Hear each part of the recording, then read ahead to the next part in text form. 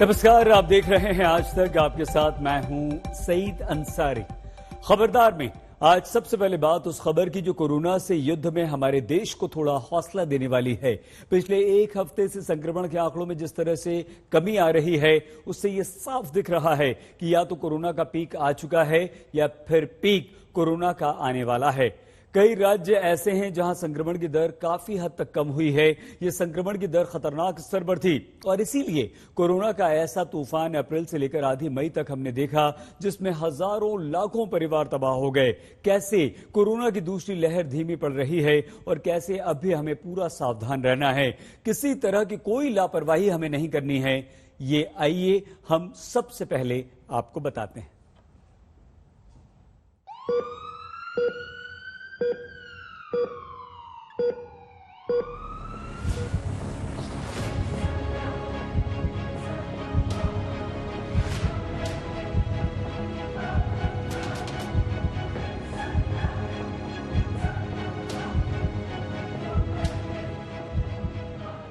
Corona से जो तबाही 1.5 महीने से देश ने देखी, जो त्रासदी 1.5 महीने से देश पर बीती है, जो महासंकट घर घर तक पहुंच गया, जिस महायुद्ध में पूरा देश फंस गया, उस महायुद्ध में पिछले एक हफ्ते के आंकड़े इसलिए देश को थोड़ी हिम्मत देने वाले हैं क्योंकि कोरोना के डेली नए केस का 7 दिन का औसत लगातार 7 दिन से कम हो रहा है। 8 मई को यह आंकड़ा 3,91,000 पर था, जो 15 मई को घटकर 3,54,000 पर पहुंच गया। यानी पिछले एक हफ्ते से नए केस के 7 दिन की औसत रफ्तार 50,000 तक कम हो गई।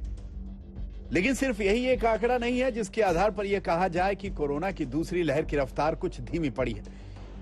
इसका एक संकेत देश में कम होते पॉजिटिविटी रेट से भी मिल रहा है। पॉजिटिविटी रेट का मतलब यह है कि हर 100 टेस्ट में कितने लोग संक्रमित पाए जा रहे हैं। 10 मई को 14,74,000 टेस्ट में 3,66,000 लोग पॉजिटिव मिले, यानी पॉजिटिविटी रेट करीब 25% के खतरनाक स्तर पर था। लेकिन 16 मई को 18,33,000 टेस्ट में 3,11,000 लोग पॉजिटिव मिले। पॉजिटिविटी रेट 16.76% रहा, यानी 10 से 16 मई तक पॉजिटिविटी रेट 25% से घटकर 17% के नीचे पहुंच गया। इससे पता चलता है कि संक्रमण की रफ्तार कुछ कम हो रही है। ये उन राज्यों में भी दिख रहा है जो अप्रैल के पहले हफ्ते से लेकर मई के पहले हफ्ते तक सबसे ज्यादा कोरोना के तूफान की चपेट में थे और जहां कोरोना ने बड़े पैमाने पर तबाही भी मचाई। महाराष्ट्र में जहां पहले 55,000 60,000 नए केस आ रहे थे, वहां पर रोजाना के नए केस 40,000 के नीचे पहुंच गए। पॉजिटिविटी रेट एक हफ्ते में 22% से घटकर 17% पर पहुंच गया। दिल्ली में जहां अप्रैल में 25 से 28,000 नए केस आ रहे थे, वहां अब रोजाना के केस 6,500 तक पहुंच गए और पॉजिटिविटी रेट भी 10% तक आ गया है। यूपी सरकार का दावा है कि वहां पॉजिटिविटी रेट 22% से घटकर 5% के नीचे पहुंच गया है। मध्य प्रदेश का दावा है कि वहां पॉजिटिविटी रेट 24% से घटकर 11% के नीचे पहुंच गया है। उत्तर प्रदेश में आज जो मैंने आपको बताया है 10,600 पॉजिटिव केस आज आए हैं और जो हमारे पास एक्टिव केस थे यूपी के अंदर, लगातार उसमें कमी हुई है। हमारे प्रदेश की वर्तमान में जब ये पीक में था, पॉजिटिविटी रेट लगभग 22% तक गया था, आज ये घट करके 5 से नीचे है। CFR हमारा 1% के आसपास अभी भी बना हुआ है। ये उत्तर प्रदेश की एक सामान्य स्थिति जो आपके सामने मुझे रखनी थी, ये सामान्य स्थिति है। लगातार मध्य प्रदेश में कोरोना वायरस के संक्रमण को हम नियंत्रित करने में सफल रहे हैं। कल 7,106 नए पॉजिटिव केस आए और 12,345 स्वस्थ होकर गए। नए केस आने में और स्वस्थ होकर घर जाने में 5,000 का अंतर है, जो एक सुखद संकेत है। पिछले 24 घंटे में भी लगभग 6,500 केसेस आए हैं, लेकिन पॉजिटिविटी रेट 1% और कम हो गया है। 10% के करीब पॉजिटिविटी रेट आ गया है, जो कल 11% था। केसेस 6,500 आए हैं। मैं उम्मीद करता हूं कि अगले एक हफ्ते में और ज़्यादा रिकवरी होगी, तो मैं समझता हूँ कि अब धीरे धीरे दिल्ली जो है वो ट्रैक पे आती जाएगी।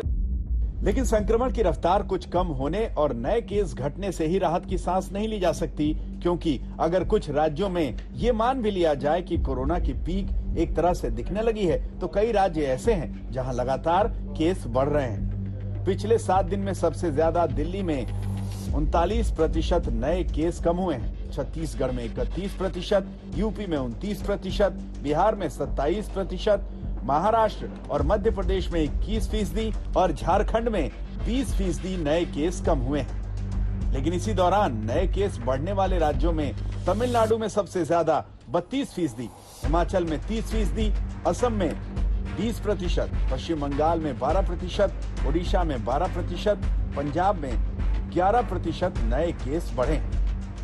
इसलिए कहीं पर कोई ढिलाई नहीं बरतनी चाहिए, ना ही कोई बेफिक्री होनी चाहिए। फिर चाहे किसी राज्य में भले ही केस कम हो रहे हों या पीक आने के संकेत मिल रहे हों।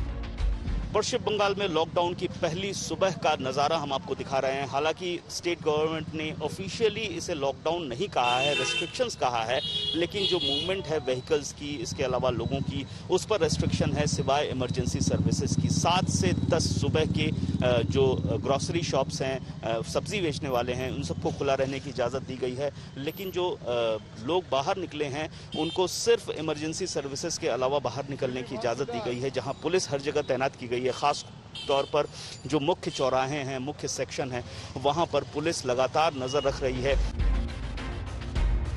कोरोना के इस तूफान के जाते जाते अभी कितना टाइम लगेगा ये कहा नहीं जा सकता। यही वजह है कि केस कम होने के बावजूद अलग अलग राज्य सतर्क हैं। राज्यों में लॉकडाउन बढ़ाया जा रहा है। दिल्ली में 1 हफ्ते के लिए और लॉकडाउन बढ़ाया गया।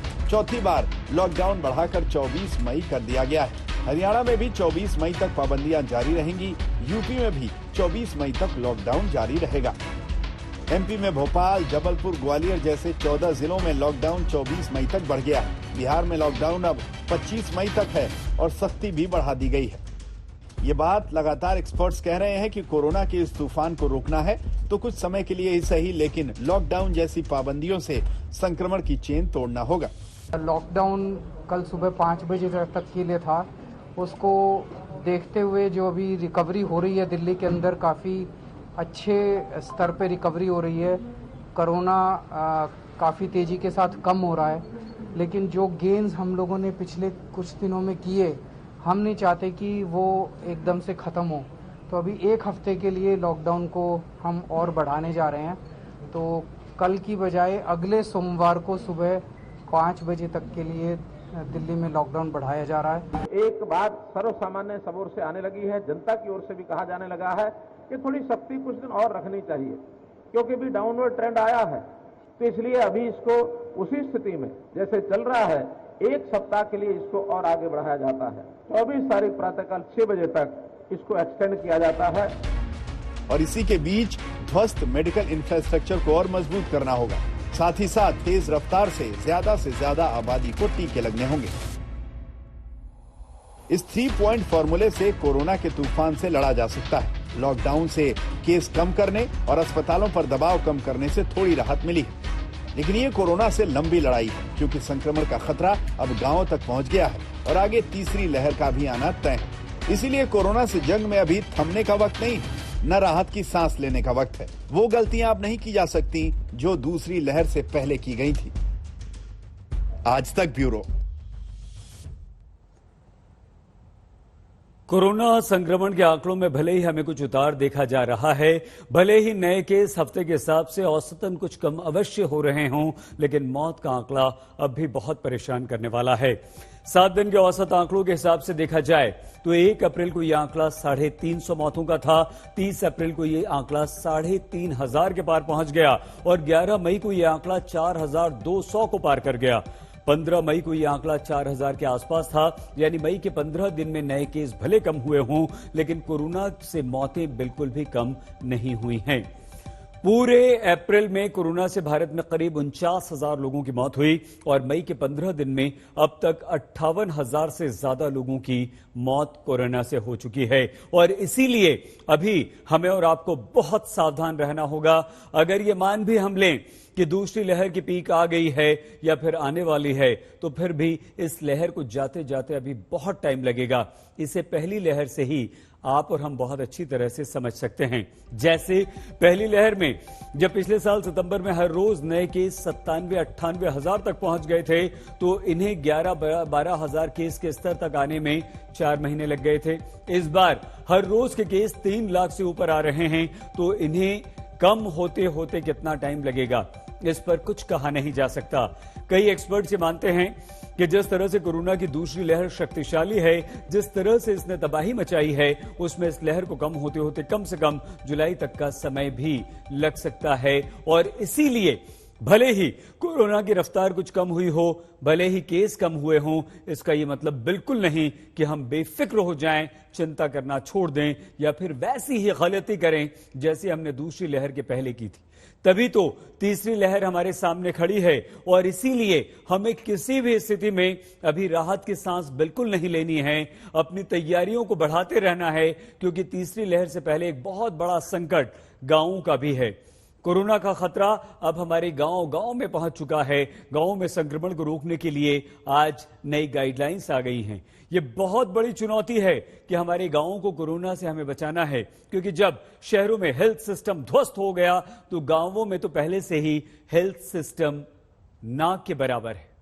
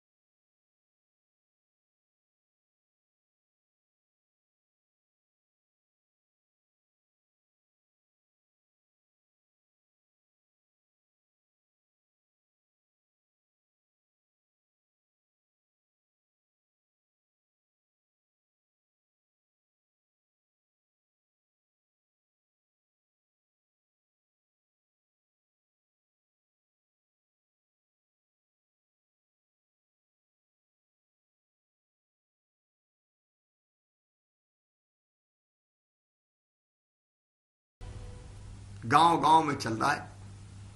हमारी सर्वे की टीम प्रत्येक घर जा रही है, द्वार खटखटा रही है। अगर सर्दी, जुकाम, बुखार, खांसी हो तो कृपया करके छुपाना नहीं, तत्काल बताना, ताकि दवाई का किट दिया जा सके, टेस्ट किया जा सके और तत्काल उपचार प्रारंभ किया जा सके। ना बताने में रोग घातक हो जाता है। पूरे प्रदेश के अंदर 97,000 राजस्व गांवों की दृष्टि से लेकर के राज्य सरकार ने लिया है और यह अभियान हमारी 60,000 से अधिक जो निगरानी समितियां बनाई हैं, जिसमें 8 से लेकर के 10 सदस्य निगरानी समिति में हैं और 12,000 नगरीय क्षेत्रों में ये निगरानी समितियां वर्तमान में कार्य कर रही हैं। इसके माध्यम से हम लोग ग्रामीण क्षेत्र में भी कोरोना के संक्रमण से बचाव के अभियान प्रारंभ कर रहे हैं। गांव की आबादी करीब करीब 90 करोड़ है। कोरोना की दूसरी लहर में वायरस ग्रामीण इलाकों को अपनी जद में ले रहा है। ऐसे में अगर इस त्रासदी से निपटना है तो गांव में कोरोना को लेकर जागरूकता पर जोर देने की जरूरत है, क्योंकि अगर ग्रामीण परिवेश में लोगों को कोरोना संक्रमण की जानकारी नहीं होगी तो वो बचेंगे कैसे, कोरोना से लड़ेंगे कैसे। मेरठ से जितेंद्र बहादुर सिंह और लखनऊ से समर्थ श्रीवास्तव के साथ आज तक ब्यूरो। खबरदार में अब खबर वैक्सीन पर, और ये दो अच्छी खबरें हैं। पहली अच्छी खबर ये कि रूस से स्पुतनिक वैक्सीन की दूसरी खेप आज आ चुकी है। वैक्सीन की कमी के बीच स्पुतनिक वैक्सीन के आने से कुछ राहत हमें जरूर मिलेगी। स्पुतनिक वैक्सीन की दूसरी खेप आज हैदराबाद पहुंची, जिसमें वैक्सीन की 60,000 डोजेज हैं। इस वैक्सीन का सैंपल सेंट्रल ड्रग्स लैब को भेजा जाएगा, जहां से इन्हें फिर वैक्सीनेशन में इस्तेमाल करने की क्लियरेंस मिलेगी। स्पुतनिक की पहली खेप को वैक्सीनेशन में इस्तेमाल करने की क्लियरेंस पहले ही मिल चुकी है। स्पुतनिक वैक्सीन की पहली खेप 1 मई को आ गई थी, जिसमें 1.5 लाख वैक्सीन डोजेस थी और जिनमें आने वाले हफ्ते में वैक्सीनेशन शुरू भी कर दिया हो जाएगा। स्पुतनिक वैक्सीन की डोज से जो भी बातें आ रही हैं, उन्हें क्लियरेंस के बाद अब प्राइवेट सेक्टर को भी उपलब्ध कराया जाएगा और उन्हीं के जरिए इस वैक्सीन को वैक्सीनेशन अभियान में भी शामिल किया जाएगा। और ऐसा इसलिए क्योंकि स्पुतनिक वैक्सीन के स्टोरेज के लिए -18 डिग्री टेम्परेचर की जरूरत है और इतने टेम्परेचर में स्टोरेज और ट्रांसपोर्टेशन की पर्याप्त सुविधाएं अभी हमारे देश में एक बहुत बड़ी समस्या है। रूस से आयात स्पुतनिक की एक डोज की कीमत अभी करीब 995 रुपए तय की गई है, लेकिन भारत में उत्पादन होने के बाद ये दाम कम हो जाएंगे। भारत में स्पुतनिक वैक्सीन का उत्पादन फार्मा कंपनी डॉक्टर रेड्डीज कर रही है, जिसके बारे में अनुमान है कि सितंबर के बाद अगस्त से दिसंबर तक करीब 15 करोड़ 60 लाख डोजेज हमारे देश में तैयार हो जाएंगी। इसके अलावा स्पुतनिक वी के उत्पादन के लिए 5 और कंपनियों के साथ भी समझौता हो चुका है, जिन्हें मिलाकर कम से कम 50 करोड़ डोज इस साल के अंत तक हमारे देश में तैयार हो जाएंगी। लेकिन इसके उत्पादन के लिए भी हमें जुलाई तक का इंतजार करना होगा। तब तक हमें स्पुतनिक वी की लिमिटेड डोजेज से ही काम चलाना होगा। हाँ, यह बात बिल्कुल अलग है कि अभी से राज्य सरकारें स्पुतनिक वी की डोज के लिए डॉक्टर रेड्डीज को चिट्ठी लिख रही हैं। दिल्ली सरकार ने स्पुतनिक की 67 लाख डोज मांगी है। पंजाब सरकार ने भी कहा है कि वो भी स्पुतनिक वैक्सीन को खरीदने की संभावनाएं तलाश कर रहे हैं। तो वैक्सीन पर दूसरी बड़ी खबर यह है कि भारत की कोवैक्सीन को कोरोना के सभी नए वेरिएंट पर कारगर पाया गया।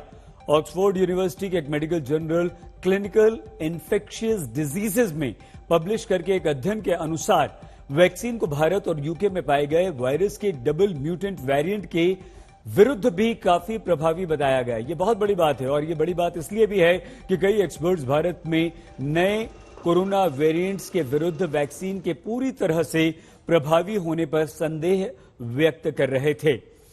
एक अच्छी खबर यह भी है कि कोरोना के इलाज में काम आने वाली 2DG दवा भी सोमवार यानी कि कल लॉन्च हो जाएगी। यह दवा डीआरडीओ और डॉक्टर रेड्डीज लैब ने मिलकर बनाई है। इस दवा पर दावा यह है कि 3 दिन में कोरोना के मरीज इससे स्वस्थ होने लगते हैं।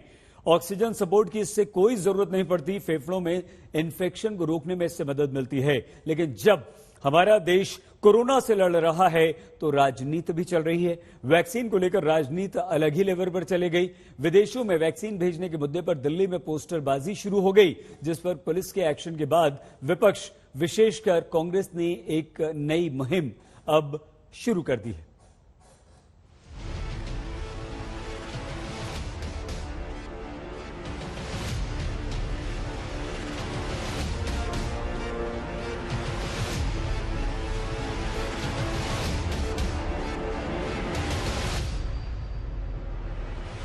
सवाल उठाता पोस्टर, पुलिस की कार्रवाई और उस पर सियासी बवाल।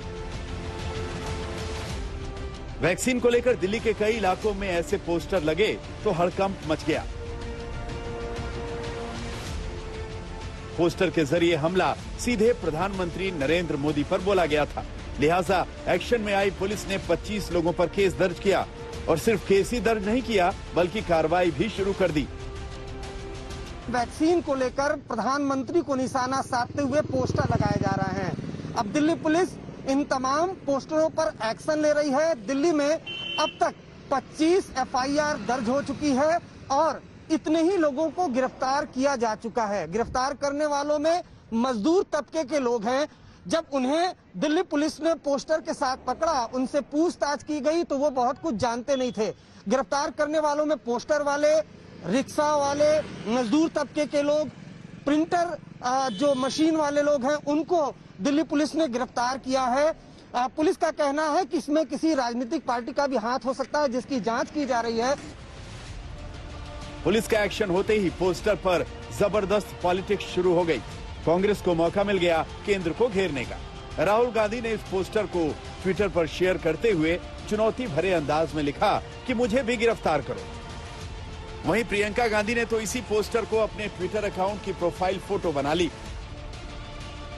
कांग्रेस के विरोध के बीच पार्टी नेता और पूर्व केंद्रीय मंत्री जयराम रमेश तो एक कदम और आगे निकल गए।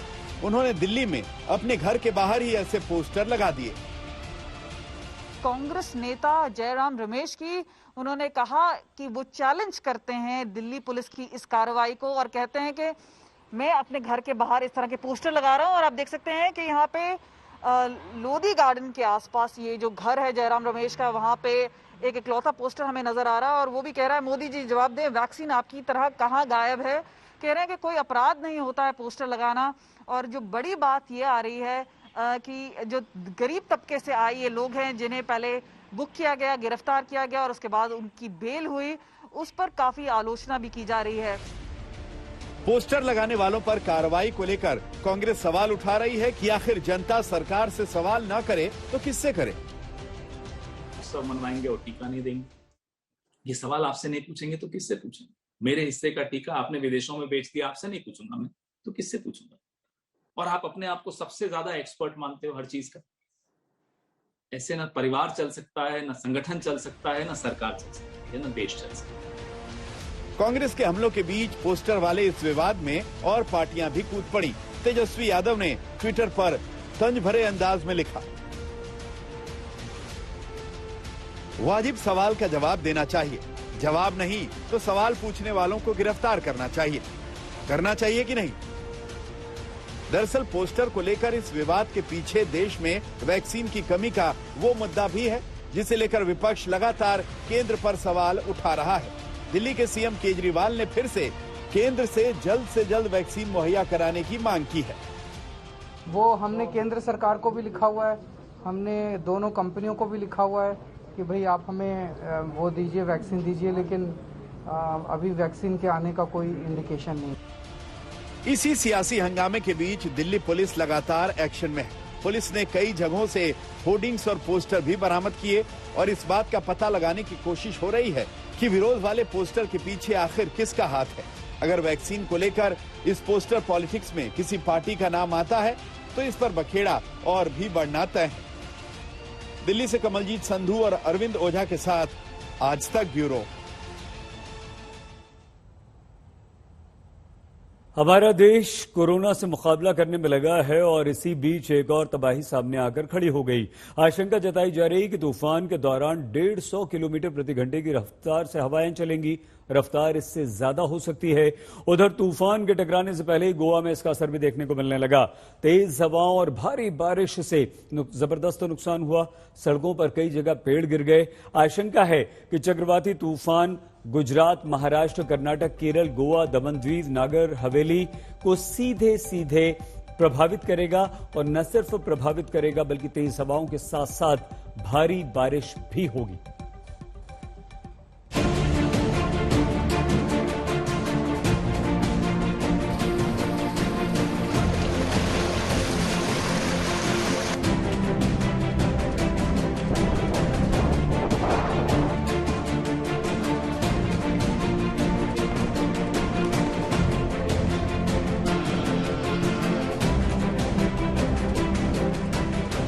अभी तो चक्रवाती तूफान ताउते हिंदुस्तान की सरजमी से सैकड़ों मील दूर है, लेकिन इसकी आहट सुनाई देने लगी है। गोवा में इसका जबरदस्त असर शुरू हो गया है और तेज हवाओं ने कई इलाकों को तहस नहस कर दिया। हवाएं 80 से 90 किलोमीटर प्रति घंटे की रफ्तार से बह रही हैं। नतीजा पेड़ और बिजली के तार टूटकर गिर गए हैं। संपत्तियों को नुकसान हो रहा है, यानी तूफान से पहले ही गोवा की हालत खराब होने लगी। साइक्लोन तौते के चलते गोवा में जबरदस्त तेज हवाएं चल रही है और साथ ही भारी बारिश भी गिर रही है। इस वक्त हम पणजी के मेन रोड पर मौजूद हैं और तस्वीरों में आपको साफ दिखा दूं कि हालात किस तरह। गोवा में तूफान की वजह से अभी तक 2 लोगों की मौत हुई है। सभी एयरलाइनों ने आज के लिए गोवा से और गोवा के लिए फ्लाइट्स रद्द कर दी। लोगों को घरों में रहने के लिए बोला जा रहा है। समंदर के पास के घरों को प्रशासन खाली करवा रहा है। एक गाड़ी भी क्रैश हुई है, लेकिन उसमें जो व्यक्ति था उसको सुरक्षित से हमने निकाल के उसको डॉक्टर के पास, वो इधर का ही रहवासी है, लेकिन वो अभी तो उसके हालात बहुत अच्छे हैं। By God grace he is safe. Goa से आ रही है तबाही उसी तूफान की एक छोटी सी दस्तक है। ट्रेलर है उस खतरे का जो देश के 5 राज्यों पर टूटने वाला है। महाराष्ट्र में भी मौसम ने पलटी मारी। मौसम विभाग ने भारी बारिश का अलर्ट जारी किया है। कोंकण क्षेत्र, मुंबई, ठाणे और पालघर में सबसे ज्यादा बारिश हो सकती है। मौसम विभाग का अनुमान है कि रायगढ़ जिले में सोमवार को भारी बारिश होगी। अभी आप सब लोगों को मालूम है कि ये साइक्लोन जो टाउटे है, ये अभी वेरी सीवियर साइक्लोनिक स्टॉर्म है। इसका जो करंट जो लोकेशन है east central Arabian sea, okay. Exact latitude longitude अभी जो है 15 degree north and 72.7 degree east. अभी ये 130 kilometre west south west of Panjim Goa है, 450 किलोमीटर साउथ ऑफ मुंबई है और 700 kilometre south south east of Veraval है। ये नेक्स्ट 24 आवर्स में फर्दर इंटेंसिफाई करेगा। मौसम विभाग की चेतावनी के बाद महाराष्ट्र में समंदर किनारे बसे गांवों के लोग सुरक्षित ठिकानों पर जाने लगे हैं। समंदर से नावों को निकाल लिया गया है। लोगों में अभी 1 साल पहले आए तूफान की तबाही याद है, लिहाजा इस बार कोई जोखिम नहीं उठाना चाहता। जून के 2 तारीख को निसर्ग जो चक्रवात आया था, उसके डर से आज जो बताया गया है कि यहाँ पर फिर से वैसी ही हवा चल सकती है, इसीलिए गांव वाले जो किनारे वाले गांव है वो दूर चले गए। हमारे साथ जो युवक है उनसे बात करते हैं। डर क्या है मन में? मन में डर इसलिए कि पहला भी बादल हुआ था, ऐसा ये बहुत नुकसान हुआ था इधर। सही है कि गांव वाले यहाँ से कहीं और चले गए? हाँ, सब लोग गए इधर से। कितने लोग हैं इस गांव में? कम से कम 50 परिवार है इधर। अलर्ट के बाद मुंबई में सोमवार को कोविड टीकाकरण बंद रखने का फैसला लिया गया है। मुंबई में बारिश और तेज हवाएं चलने की संभावना है। बीएमसी 11 महीने बाद एक बार फिर से तूफान का सामना करने के लिए कमर कसकर तैयार है। कि अभी और रत्नागिरी के आसपास है, गोवा पार करके आए हैं। गोवा में बहुत ही उन्होंने नुकसान कर दिया है। अभी वो रत्नागिरी में है। चित्र फीट से हम देख रहे हैं तो मुझे लगता है कि ये तौक्ती जो बादल है जो आ रहा है वो बहुत ही प्रॉब्लम कर सकता है, लेकिन हमारे मुंबई के जितने मुंबई के किनारे 7-6 वो किनारे में नजदीक से नहीं आएगा। अरब सागर से उठने वाला चक्रवाती तूफान ताउते 17 मई की शाम से 18 मई की सुबह गुजरात के तटीय इलाकों से गुजरेगा। पोरबंदर और महुआ के बीच बिरावल में इसके समुद्री तट से टकराने की आशंका है। गुजरात के 14 जिले इस समुद्री तूफान की चपेट में आ सकते हैं। गुजरात में बचाव की तैयारी शुरू है। 30 से ज्यादा एनडीआरएफ की टीमें अलर्ट पर हैं। गुजरात में करीब 14 ऐसे जिले हैं जिनको अलर्ट पर रखा गया है। खास करके अगर बात की जाए सूरत और सौराष्ट्र के इलाकों की बात की जाए तो गिर सोमनाथ जिला, पोरबंदर, द्वारिका, इन जिलों को अलर्ट पे रखा गया है। कच्छ के अंदर जो स्थलांतर है वो भी शुरू हो चुका है। साथ ही लगातार ये माना जा रहा है कि 17 से तेज बारिश शुरू हो जाएगी गुजरात में और 18 तारीख को चक्रवात गुजरात के जो वेरावल और खास करके ऊना का इलाका है बीच में, वहां पे जो जमीन के साथ टकरा सकता है।